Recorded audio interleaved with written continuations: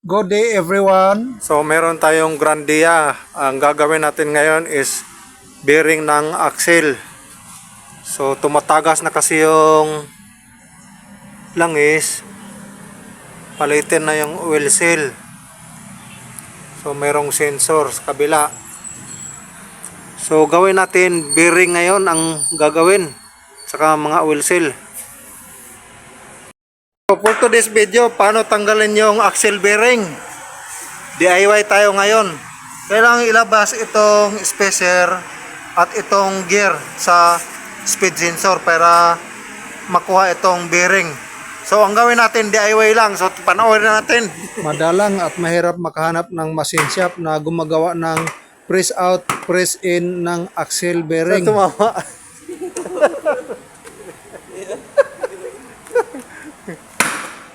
Ano naman?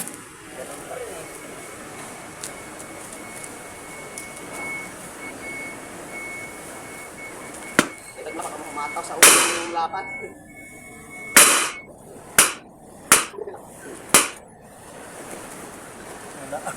Wala na. So hindi kaya ng DIY natin. Naghanap tayo ng special tools. Ito mayroong pangkalang doon sa bearing.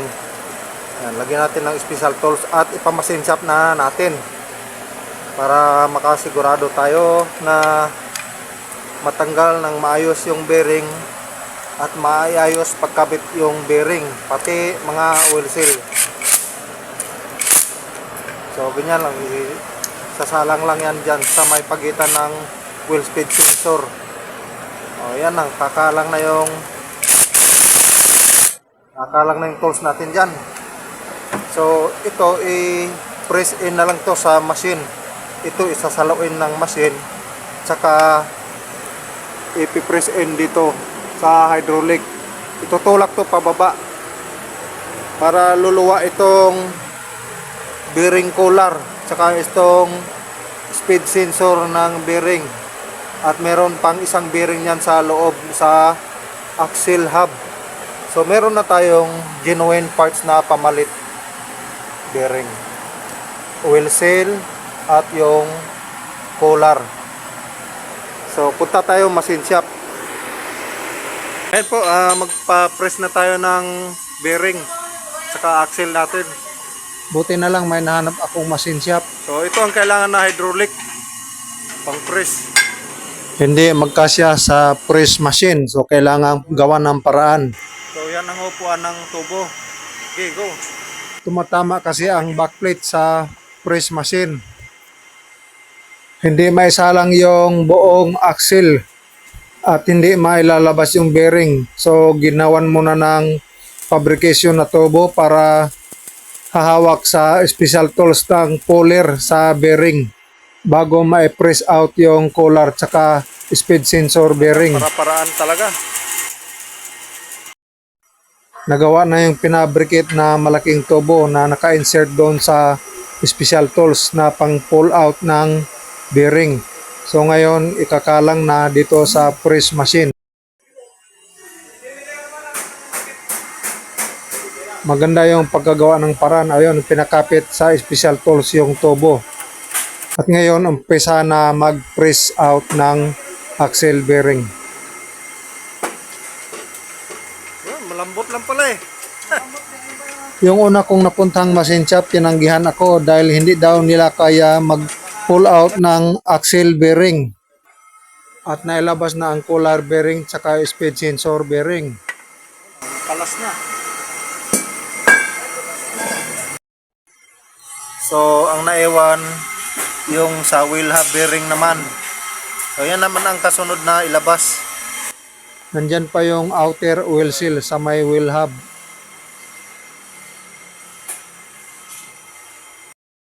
So meron pang lock, aalisin yung lock para lumabas itong collar. Kasunod itong wheel hub pag naalis na itong lock. At tinanggal na yung circlip lock. Ngayon nagpabricate naman ng flat bar at may 4 na butas para doon itornilyo sa wheel hub bago maipipress. Yung pinabricate na flat bar, i-welding naman uli doon sa may tubo para mailulusot yung axle.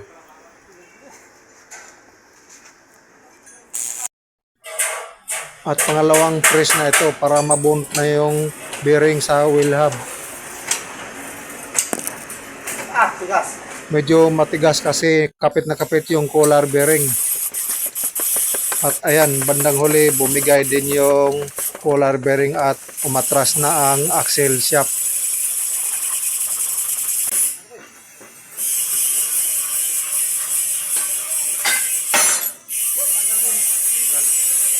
So bukod dito sa inner oil seal ng housing ng axle, meron pa yan. At ito yon, outer oil seal sa may wheel hub mismo nakaupo. Kailangan palitan din itong oil seal para ma-prevent yung oil leak. At ngayon magkabit na ng bagong wheel hub bearing. Ayan, sinalpak. Magaan lang pala. Madali isalpak. Ano? Walang kapit-pit. Walang kahirap-hirap. Walang kapit-sarit ito.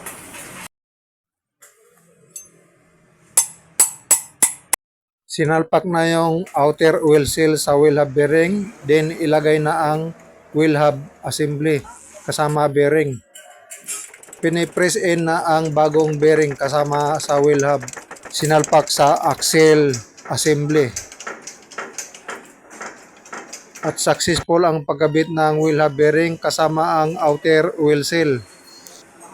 Naikabit na rin ang bagong collar bearing tsaka speed sensor bearing. At ito nakikita natin ang oil seal. So isalpak na natin doon sa sasakyan. So ito yung mga piyesa na pinagpalitan.